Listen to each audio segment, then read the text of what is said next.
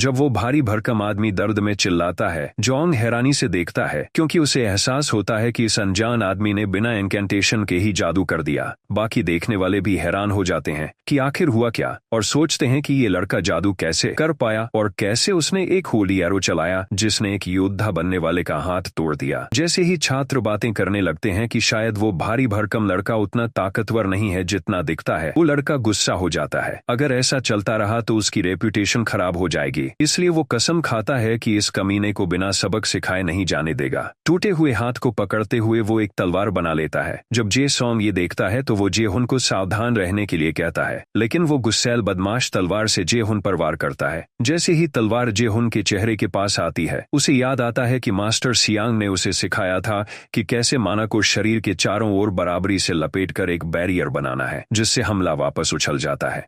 वो तुरंत अपनी माना बैरियर स्किल एक्टिवेट कर देता है और बदमाश की भारी तलवार रबर की तरह उछलकर दूर चली जाती है। अब उस भारी लड़के के चेहरे पर डर साफ झलक रहा है, लेकिन वो इतनी जल्दी रिएक्ट नहीं कर पाता। तभी जेहुन उसका चेहरा पकड़ लेता है और पूछता है कि क्या अब उसकी चालिंग खत्म हो गई। जब बदमाश उसे क्रेजी बास्टर्ड कहने की कोशिश करता है तो जेहुन उसे बात पूरी भी नहीं करने देता और उसके चेहरे पर एक और होली एरो मार देता है जिससे वो जोर से पीछे गिरता है और उसकी नाक टूट जाती है। जमीन पर गिरने की जोरदार आवाज होती है। जे सॉन्ग ये सब देखता है और हैरान रह जाता है। वो सोचता है कि ये अनजान लड़का आखिर है कौन। जब जेहुन की नजर उससे मिलती है तो वो डर से चीख उठता है, लेकिन जेहुन बस उसे नजरअंदाज करता हुआ धुएं में लिपटे हुए बेहोश बदमाश की तरफ बढ़ता है। जेहुन उसके पास बैठता है और सोचता है कि उसने इसे कितनी अच्छी तरह हराया। फिर वो एक पोशन निकालता है। उसे अफसोस होता है कि इस पोशन को इस मौके पर इस्तेमाल करना पड़ रहा है, लेकिन और कोई चारा नहीं होता। वो पोशन उस घायल बदमाश पर डाल देता है और उसका चेहरा तुरंत पूरी तरह ठीक हो जाता है। इसके बाद वो जोंग की तरफ मुड़ता है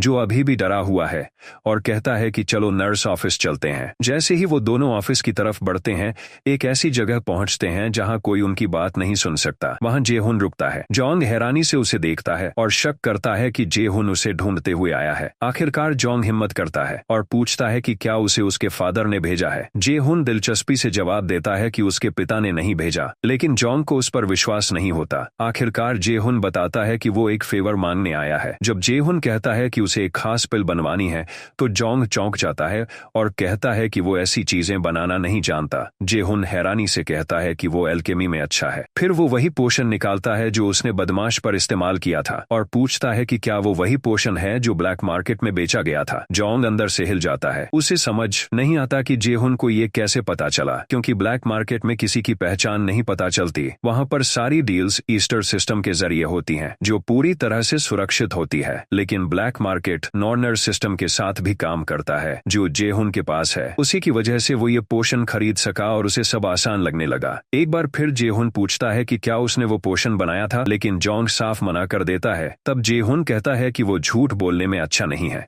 फिर वो समझाता है कि उसे सब समझ में आता है कि वो ये बात छुपाना चाहता है। जोंग को याद आता है कि कैसे उसने ब्लैक मार्केट पर वो पोशन लिस्ट किए थे। अब उसे लगने लगता है कि शायद उसे वो पोशंस वहां बेचना नहीं चाहिए था। उसने ये सब सिर्फ थोड़े पैसे कमाने के लिए किया था। उसे नहीं पता था कि बात यहाँ तक पहुंच जाएगी। उसे पता है कि अगर उसके पापा को ये बात पता चल गई तो उसकी मौत तय है। इसलिए वो जेहुन के सामने झुक जाता है और हाथ जोड़कर विनती करता है कि कृपया ये बात किसी और को न बताए। आखिरकार जेहुन समझाता है कि उसने ये सब उसे ब्लैकमेल करने के लिए नहीं बताया, बल्कि उसे सिर्फ एक बेहतरीन एल्केमिस्ट की जरूरत है जो उसकी मदद कर सके वो एलिक्सिर बनाने में जो वो चाहता है। कुछ देर सोचने के बाद जॉन पूछता है कि आखिर तुम हो कौन। तब हमारा लड़का बताता है कि वह मिल्स अकेडमी में प्रोस्पेक्टिव स्टूडेंट है और जॉन को सीनियर कहकर संबोधित करता है। फिर दोनों बैठते हैं। जोंग, जो अब भी थोड़ा तनाव में है, निवेदन करता है कि वो बताए कि वो कौन सी पिल बनवाना चाहता है। हमारा लड़का बताता है कि वो एक माना एनहांसमेंट पिल बनाना चाहता है, एक ऐसी गोली जो स्थायी रूप से किसी रेडर की माना बढ़ा सके। ये सुनकर जोंग चौंक कर खड़ा हो जाता है और पूछता है कि क्या ये मुमकिन भी है। जेहुन जवाब देता है, हाँ ये मुमकिन है। तुरंत ही जोंग के दिमाग की गाड़ियां दौड़ने लगती हैं। वो सोचने लगता है कि ऐसे असर के लिए कौन कौन से इंग्रेडिएंट्स की जरूरत पड़ेगी। जब वो इन चीजों पर ध्यान देने लगता है तो जेहुन को हैरानी होती है कि उसकी ऑरा बदल चुकी है और उसकी स्टटरिंग यानी हकलाना भी बंद हो चुका है।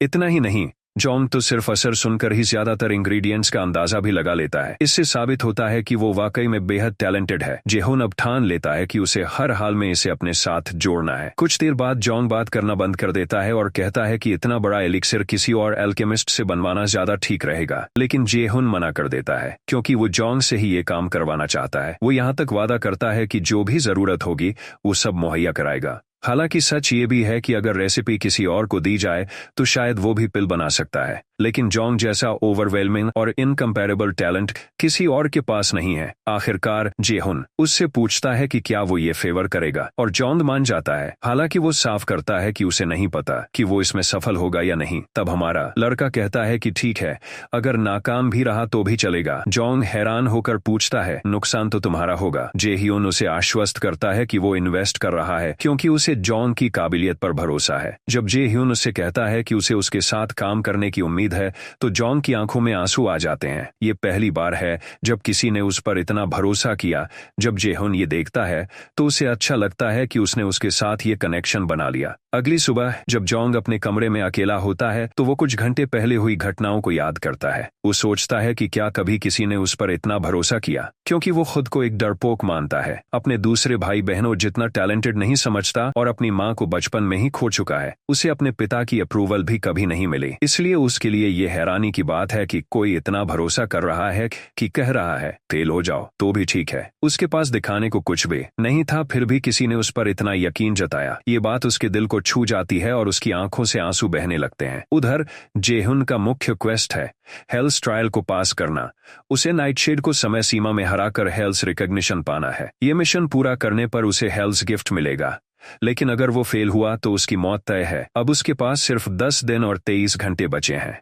कुछ समय बाद जेहुन ट्रेनिंग सेंटर जाता है स्पार करने। वहां वो नीली बिजली जैसे हमलों को चकमा देता है और दूरी कम करने के लिए आगे बढ़ता है। उस पर कुछ ब्लास्ट आते हैं, लेकिन वो खुद को बचाने के लिए एक शील्ड बना लेता है। फिर वो अपना होली एरो अटैक एक्टिवेट करता है और हमला करता है, लेकिन सामने वाली पहले से मैजिक शील्ड से ढकी होती है। फिर भी उसे शील्ड में एक क्रैक दिखता है और वो हैरान रह जाती है कि हमारा लड़का इतनी जल्दी इतना ताकतवर हो गया। जब धुआं साफ होता है तो दोनों एक दूसरे की आंखों में देखते हैं जैसे कोई काउबॉय स्टैंड ऑफ हो। तभी जेह्यून की बॉडी से पीले पीले लाइटनिंग स्ट्रिक्स निकलने लगते हैं। उसने अपनी ब्लिट्ज चेन स्किल एक्टिवेट कर दी है, लेकिन सियांगन भी उसके अटैक के लिए पूरी तरह तैयार लग रही है। दोनों जैसे ही हमला करने वाले होते हैं, मैनेजर बीच में आ जाता है और कहता है कि अब वक्त खत्म हो गया है और आज दोनों ने बहुत अच्छा परफॉर्म किया है। मैनेजर हैरान है कि जिस ट्रेनिंग हॉल को आर्क मेटल से बनाया गया था, जो बेहद मजबूत होता है, वो इन दोनों की लड़ाई में टूट चुका है। अगर वो बीच में नहीं आता तो पूरा हॉल तबाह हो जाता। आराम करते वक्त सियांगन कहती है कि हमारा लड़का बहुत तेजी से ताकतवर हुआ है, अब वो और ज्यादा स्पेल्स चला सकता है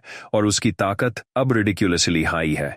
अचानक सियांगन उससे पूछती है कि क्या वो थ्योरी अलग से पढ़ रहा है। वो हाँ में जवाब देता है और बताता है कि वो ये सब अपने एक दोस्त से सीख रहा है। ये सुनकर सियांगन खुश हो जाती है और कहती है कि ये तो उसकी उम्मीद से बेहतर है, क्योंकि उसे चिंता थी कि वो थ्योरी में उसकी मदद नहीं कर पाएगी। फिर वो कहती है कि लगता है जेहुन का दोस्त बहुत समझदार है। जेहुन थोड़े अनिच्छा से मानता है कि हाँ वो है, लेकिन मन ही मन सोचता है कि असली समस्या यूजोंग की अजीब सी पर्सनैलिटी है। जाने से पहले शानुन उसे याद दिलाती है कि उसने कहा था कि वो एक बार फिर डंजन में रेड करना चाहता है। जेहुन कहता है कि हाँ, वो अब तक की ट्रेनिंग की असर को टेस्ट करना चाहता है, इसलिए उसे लगता है कि वो जिस ई रैंक डंजन में गया है वो उसके लिए अब आसान होना चाहिए। शानुन कहती है कि वो अपना बेस्ट दे, लेकिन असल में दिक्कत ये है कि वो ई रैंक डंजन नहीं बल्कि सी रैंक डंजन में गया है, जहाँ उसे हेल और नाइटशेड का सामना करना पड़ा था। वो सोचता है कि क्या वो अकेले एक सी रैंक बॉस मॉन्स्टर को हरा पाएगा, लेकिन फिर खुद को संभालता है और सोचता है कि उसने अच्छी तैयारी की है, अब उसे सिर्फ लड़ाई पर ध्यान देना है। कुछ समय बाद जेहुन जॉन्ग से मिलने जाता है, जो उसे वो पिल देता है जिसे उसने मेहनत से बनाया है। जेहुन उस माना एनहांसमेंट पिल को खा लेता है और उसकी मैजिक स्टैट 15 बढ़ जाती है। ये प्रभाव देखकर वो हैरान रह जाता है। एल्केमी मूल रूप से बहुत गहरी और कठिन साइंस है। एक ही चीज को दो अलग अलग एल्केमिस्ट अलग असर के साथ बना सकते हैं। अगर जेहुन ने ये इंग्रेडिएंट्स किसी और एल्केमिस्ट को दिए होते तो शायद उसे इतना असरदार पिल नहीं मिलता। आखिरकार हमारा लड़का मुस्कुराता है और जॉन्ग को याद दिलाता है कि वो वाकई में टैलेंटेड है, लेकिन जॉन्ग कहता है कि ये सब इसलिए हुआ क्योंकि वो जेहुन पर भरोसा कर पाया। थोड़ी देर बाद जेहुन वहां से निकल जाता है और अब वो मानता है कि वो नाइटशेड को हराने के लिए तैयार है। उधर हेल अपने ड्रैगन गमर से बात करती है और बताती है कि लगता है आज उन्हें एक दिलचस्प मेहमान मिलने वाला है। अब सिर्फ 9 दिन और 22 घंटे बचे हैं और जे-हुन को डंजन क्लियर करना है। हमारा लड़का फिर से डंजन के गेट पर पहुंचता है। डंजन में घुसते ही पोर्टल सिस्टम उसे बताता है कि वो हेलहेम मृतकों की भूमि में ट्रांसपोर्ट किया जाएगा। क्योंकि उसके पास नो रनर सिस्टम है,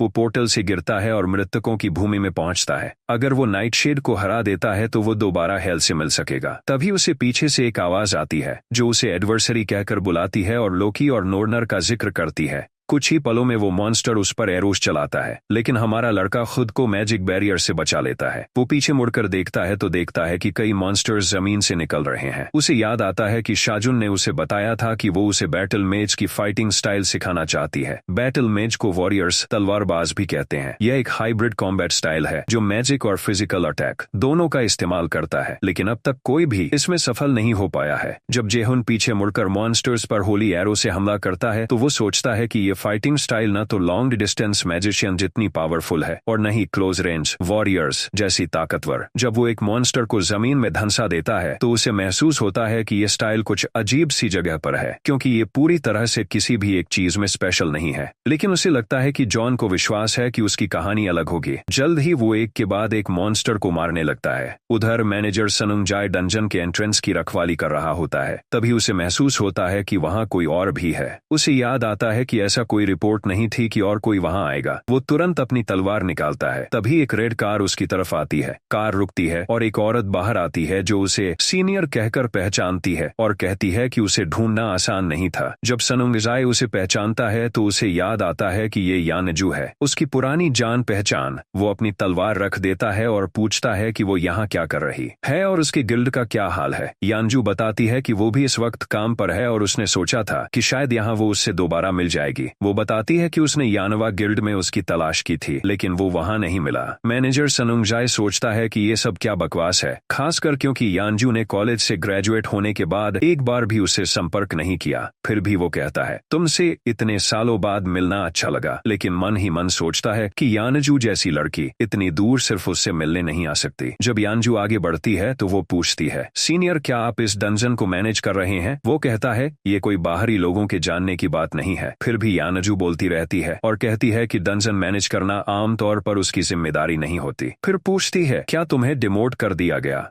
जब वो जवाब नहीं देता तो यानजू कहती है कि वो सिर्फ ये जानना चाहती थी कि गिल्ड मास्टर शांग के बीमार होने की अफवाह सच है या नहीं। मैनेजर सुंज का चेहरा गंभीर हो जाता है और वो कहता है कि ये तो साफ तौर पर सिर्फ एक अफवाह है। जब वो उसे पूछता है कि उसे ऐसी बात कहां से पता चली तो यानजू कहती है कि दुनिया में बहुत से लोग सुनने वाले होते हैं और उनके क्यूरेटर गिल्ड में ऐसे लोग काफी हैं। मैनेजर सुनज सोचता है कि क्या वो कह रही है कि उनके गिल्ड में जासूस है, इसलिए उसका शुक्रिया अदा करता है और कहता है कि वो इस मुद्दे को संभाल लेगा। फिर वो थोड़े चिढ़ते हुए पूछता है कि क्या बस इतना ही था, क्योंकि अब उसे वापस जाकर सफाई का काम शुरू करना होगा। तभी यानजू एक और सवाल करती है, क्या तुम एमजे ह्यून नाम के लड़के को जानते हो? ये सवाल सुनकर मैनेजर सुनज चौंक जाता है। यानजू बताती है कि ये लड़का हाल ही में यान हुआ गिल्ड में आता जाता रहा है और गिल्ड मास्टर युआनगन से अक्सर मिलता है। वो जानना चाहती है कि ऐसा क्यों हो रहा है। थोड़ा उलझा हुआ सुनज कहता है कि उसे नहीं लगता कि ये बात किसी बाहरी इंसान को जाननी चाहिए। आखिरकार यानजू एक लंबी सांस लेकर पीछे हटती है। जाते जाते वो कहती है कि उसे पता था कि वो उसे कुछ नहीं बताएगा, क्योंकि वो जानती है कि वो कितना जिद्दी है, लेकिन वो यहाँ इसलिए आई ताकि कम से कम अपनी गिल्ड की सैलरी के लायक कुछ करती हुई दिख सके। फिर वो अपनी कार में बैठती है और निकल जाती है। उधर डंजन में हमारा लड़का कई मॉन्स्टर्स की लाशों का ढेर लगाता है और उनके ऊपर बैठ जाता है। थोड़ी ही देर में डंजन बॉस नाइटशेड प्रकट होता है। हमारा लड़का कहता है, काफी वक्त हो गया। नाइटशेड का शरीर एक डरावनी और चमकदार लाल रोशनी से जल रहा होता है। तभी वो अचानक हमला करता है, जिससे हमारा लड़का हवा में कूद जाता है और होली एरोस से उसके ऊपर निशाना लगाता है। हवा में ही वो तीर नाइटशेड की आंखों और मुंह पर चला देता है, जिससे कुछ देर के लिए वो असंतुलित हो जाता है। जब लड़का जमीन पर उतरता है तो देखता है कि नाइटशेड अब भी सही सलामत है। वो अपना हाथ हटाता है और उसकी डरावनी लाल आंखें दिखाई देती हैं। फिर वो कई एनर्जी ब्लास्ट्स हमारे लड़के की ओर छोड़ता है, लेकिन वो उन्हें जल्दी भांप लेता है और सही जगह पर कूदकर इन हमलों से बच जाता है। जैसे ही वो मॉन्स्टर के पास पास पहुंचता है वो एक और जबरदस्त एनर्जी अटैक करता है जिसे हमारा लड़का फिर भी चकमा दे देता है। इसके बाद वो मॉन्स्टर से पूछता है, अब डर गया क्या, क्योंकि चीजें तेरे हिसाब से नहीं चल रही। अब जेह्यून अपनी लाइटनिंग चेन एक्टिवेट करता है और उसे नाइटशेड की ओर फेंकता है। नाइटशेड उसके चेन के एंकर को हटा देता है, लेकिन हमारा लड़का उसे फिर से डायरेक्ट करता है और मॉन्स्टर की कमर को चेन से बांध देता है। मॉन्स्टर की उग्र प्रतिक्रिया देखकर लड़का समझ जाता है कि यह हमला उसे रोकने के लिए काफी नहीं है, इसलिए वो फिर से कई होली एरोज चलाकर उसकी आंखों पर सीधा निशाना लगाता है। इस बार हमला काफी दर्दनाक होता है और मॉन्स्टर के चेहरे से खून निकलने लगता है। फिर भी नाइटशेड इतनी आसानी से हार मानने वाला नहीं होता। वो झटपट उठता है और चेन तोड़ देता है। तभी सिस्टम जून को वार्न करता है कि बॉस मॉन्स्टर बर्सर्क स्टेट में चला गया है और अब उसकी ताकत और फुर्ती 1.5 गुना बढ़ चुकी है। ये जेह्यून के लिए बिल्कुल भी अच्छा संकेत नहीं है। और जैसे ये काफी नहीं था, सिस्टम बताता है कि अब उस पर स्टिग्मा ऑफ डेथ लगा दिया गया है। अगर 10 मिनट के अंदर ये स्टिग्मा नहीं हटाया गया तो उसे सडन डेथ पेनल्टी मिलेगी। इस स्टिग्मा को हटाने की शर्त है नाइटशेड को हराना। हमारा लड़का सोचता है कि ये सडन डेथ पेनल्टी क्या है, उसने तो पहले कभी इसके बारे में सुना ही नहीं।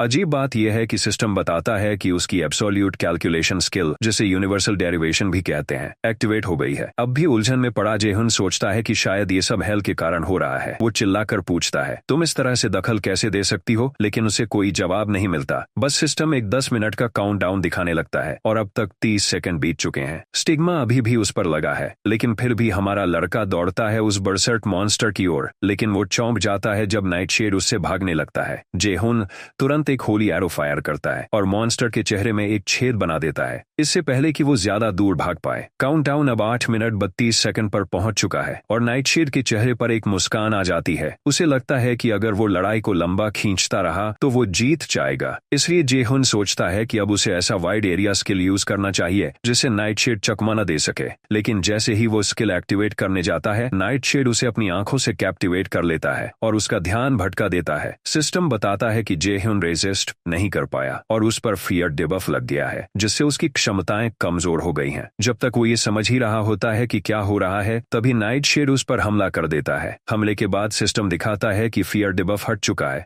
लेकिन जेह्यून खून थूक रहा होता है। फिर भी वो खुद को संभाल लेता है और जमीन पर गिरता नहीं। अब स्टिग्मा हटाने के लिए सिर्फ 7 मिनट 11 सेकंड बचे हैं। जेह्यून सोचता है कि शायद मॉन्स्टर फिर से वैसा ही कोई मूवमेंट लॉकिंग अटैक करेगा, लेकिन जब वो ऐसा नहीं करता तो वो हैरान होता है कि शायद नाइटशेड उस स्पेल को बार बार इस्तेमाल नहीं कर सकता। जेह्यून को यकीन नहीं होता और वो परेशान होता है कि कहीं मॉन्स्टर फिर से बीच में ना आ जाए। अगर उसने लाइट्स जजमेंट कास्ट करने की कोशिश की, अगर ऐसा हुआ तो उसकी माना खत्म हो जाएगी। उसे कोई और तरीका सोचना पड़ेगा। उसे याद आता है कि थोड़ी देर पहले मॉन्स्टर की आंख में चोट लगी थी और अब उसकी देखने की क्षमता पहले से कम होगी। वो फैसला करता है कि अपनी विंड बूस्ट स्किल एक्टिवेट करके पहले मॉन्स्टर की बाकी दृष्टि भी खत्म कर दे। वो हवा का एक झोंका छोड़ता है ताकि मॉन्स्टर की नजर ब्लॉक हो जाए। थोड़ी देर में धुआं साफ होता है और हमारा लड़का हाथ में एक लाइट टाइप मैजिक लिए दिखता है, बिल्कुल वैसा ही जैसे उसने प्लान किया था। वो मॉन्स्टर का मजाक उड़ाते हुए कहता है कि तू सोच रहा था कि मैं ऐसे ही तेरी ओर भागूंगा, कितना गुलेबल है तू। इसके बाद वो अपनी फ्लैश बॉम्ब स्किल एक्टिवेट करता है। फ्लैश बॉम्ब फटते ही तेज रोशनी का एक धमाका होता है जो पूरे मैदान को ढक लेता है और साथ ही कई लाइटनिंग चेन नाइटशेड की ओर छोड़ता है। इस धमाके के बीच हमारा लड़का राहत महसूस करता है कि आखिरकार उसने इस बकवास मॉन्स्टर को पकड़ ही लिया। मॉन्स्टर जलता है और दर्द से चिल्लाता है। तभी अचानक हमारा लड़का नोटिस करता है कि कुछ अनडेड मॉन्स्टर्स जिनसे वो पहले लड़ चुका था अब उसके पीछे आ गए हैं। वो अपनी सैक्रिफाइस स्किल एक्टिवेट करता है और सिस्टम बताता है कि सैक्रिफाइस अब अटैक स्किल में बदल गई है, जिससे अब वो लाइट्स जजमेंट स्किल इस्तेमाल कर सकता है। अब टाइमर में सिर्फ 3 मिनट 46 सेकंड बचे हैं और वो आसमान से लाइट ब्लास्ट बरसाना शुरू करता है। इस पूरे उतावलेपन में टाइमर तेजी से घटता है और अब सिर्फ 10 सेकंड बचे हैं। जब काउंटडाउन 6 सेकंड पर आता है, हमारा लड़का नाइटशेड के टूटते शरीर को देखता है और खुद को पीठ पर थपथपाता है कि उसने कर दिखाया। जब टाइमर 3 सेकंड पर पहुंचता है, सिस्टम घोषणा करता है कि उसने डंजन बॉस को हरा दिया है और उसे टाइटल मिला है, one who has overcome the first trial. इसी बीच हेल, जो सब कुछ देख रही थी, कहती है कि लगता है जेह्यून को चुने जाने के पीछे कोई वजह थी। वो हाथ बढ़ाकर उसे अपने टेम्पल में आने को कहती है। जैसे ही डंजन बॉस हारता है, स्टिग्मा ऑफ डेथ गायब हो जाता है और हमारा लड़का कुछ एक्सपीरियंस पॉइंट्स, एक क्राफ्टिंग आइटम जिसे नाइटशेड स्कोर कहते हैं और एक इक्विपमेंट आइटम जिसे शैडो आर्मर कहते हैं, प्राप्त करता है। साथ ही उसे 3 लेवल्स मिलते हैं। सिस्टम उसकी क्वालिफिकेशंस चेक करता है और बताता है कि हेल उसे अपने टेम्पल में बुला रही है। कुछ देर बाद वो एक विशाल प्रवेश द्वार के सामने पहुंचता है जो हेल के टेम्पल की ओर ले जाता है। तभी अंधेरे से एक बड़ा सा मॉन्स्टर उसकी ओर झपटता है। डर के मारे लड़का पीछे हट जाता है, लेकिन हेल उस मॉन्स्टर को, जिसका नाम गमर है, आवाज लगाकर कहती है कि मेहमान को अंदर ले जाओ। जेह्यून गमर के साथ टेम्पल के अंदर जाता है और हेल को आवाज लगाता है। हेल कहती है कि उसे उम्मीद नहीं थी कि वो सच में ट्रायल पास कर लेगा और उसे बधाई देती है। वो उसे the child born with the fate of the adversary कहती है। उलझा हुआ हमारा लड़का पूछता है कि उसने उसे नॉर्नर सिस्टम क्यों दिया और इतना मुश्किल ट्रायल क्यों करवाया। हेल मुस्कुराती है और कहती है कि उसे एडवर्सरी के रूप में बढ़ना है। अब भी कंफ्यूज्ड जून पूछता है, आखिर मैं ही क्यों? मुझे ही एडवर्सरी क्यों बनाया गया? हेल जवाब देती है, क्योंकि तुम उसी किस्मत के साथ पैदा हुए थे। उसका कहना है कि जेहुन की डेस्टिनी है कि वो महान एसर का विरोधी बने और महान देवता ओडिन को मारे। वो बताती है कि यही लोकी और बाकी सबकी उससे उम्मीद है। जब जेहुन कहता है कि उसे कुछ समझ नहीं आ रहा, हेल कहती है कि समझने की जरूरत नहीं है, क्योंकि उन्हें कभी उम्मीद नहीं थी कि कोई ये करेगा। जब जेह्यून उसके इन अधूरे जवाबों से नाराज होता है, वो अपनी उंगली उसके होंठों पर रखती है और कहती है कि वो दुखी महसूस कर रहा होगा, क्योंकि वो ये समझ नहीं पा रहा कि उसे भगवानों द्वारा कंट्रोल क्यों किया जा रहा है। वो धीरे धीरे उसके करीब आती है, जैसे कि वो उसे चूमने वाली हो, और कहती है कि ये सब सिर्फ एसर के खिलाफ भगवानों की बात नहीं है। बोलते बोलते वो उसे पीछे एक पोर्टल में धकेल देती है और कहती है कि ये दुनिया अब अपने अंत की ओर बढ़ रही है और ओडिन सब कुछ कंट्रोल करना चाहता है। इस तबाही को रोकने के लिए उस प्रोफेसाइज्ड एडवर्सरी की शक्ति की जरूरत है। जैसे ही हमारा लड़का पोर्टल से गिरता है, वो चिल्लाता है, मुझे अभी और सवाल पूछने हैं, मुझे मत भेजो। लेकिन हेल सिर्फ कहती है, मजबूत बनो, मैं फिर मिलने का इंतजार करूंगी। जब जेहुन को वहां से टेलीपोर्ट कर दिया जाता है, हेल पास खड़े किसी और से पूछती है, तुम कब तक यूं देखते रहोगे? मैंने तुम्हें तो बुलाया भी नहीं। कुछ ही देर बाद जेहुन असली दुनिया में जमीन पर गिरता है और चिढ़ जाता है कि उसे कोई असली जवाब नहीं मिला। तभी सिस्टम बताता है कि उसे हेल्स गिफ्ट मिला है, एक पैसिव स्किल जिसे हेल्स ब्लेसिंग कहा जाता है, जो उस पर होने वाले सभी एबनॉर्मल इन्फ्लिक्शंस को असरहीन कर देता है। इसी बीच वह बूढ़ा आदमी जो हेल पर नजर रखे हुए था, उससे माफी मांगता है और कहता है कि उसकी बेबाकी के लिए माफ कर देना, क्योंकि वह खुद को रोक नहीं पाया जब उसने सुना कि हेल एक लड़के से मिलने वाली है। वह पूछता है कि हेल को लड़के से मिलकर कैसा लगा। हेल जवाब देती है कि उसे कुछ कहना जल्दी होगा, क्योंकि एडवर्सरी ने अभी तो बस पहला कदम ही बढ़ाया है। वह स्वीकार करती है कि एडवर्सरी की ग्रोथ उसकी उम्मीद से कहीं ज्यादा हुई और उसने उस स्टिग्मा के बावजूद जीत हासिल की जो उसने दी थी, और अंत में उसके सामने खड़ा हो गया। बूढ़ा आदमी राहत महसूस करता है कि लड़का अच्छा काम कर रहा है। फिर हेल उससे पूछती है कि अब वह क्या चाहता है, क्योंकि वह जानती है कि उसके पास कहने को और भी बहुत कुछ है। वह उसे मिमीर कहकर बुलाती है, जो नॉर्स माइथोलॉजी का एक पात्र है। मिमीर कहता है कि उसे समझ नहीं आ रहा कि हेल क्या कहना चाहती है। हेल आगे कहती है कि एडवर्सरी की बाईं आंख वही है जिसे ओडिन ने वेल ऑफ विजडम में बलिदान किया था। वह पक्के तौर पर मानती है कि मिमीर और लोकी उससे कोई सीक्रेट छुपा रहे हैं। मिमीर कहता है कि वह बताना तो चाहता है, लेकिन अभी वक्त नहीं आया है। हेल इंतजार करने के लिए मान जाती है, लेकिन कहती है कि वह चुपचाप नहीं बैठ सकती। जब मिमीर पूछता है कि अब वह क्या करने वाली है, तो हेल कहती है कि एडवर्सरी अभी इमैच्योर है। प्रोफेसी के अनुसार उसके सामने कई सारी मुश्किलें आने वाली हैं और उसे एक गाइड की जरूरत होगी।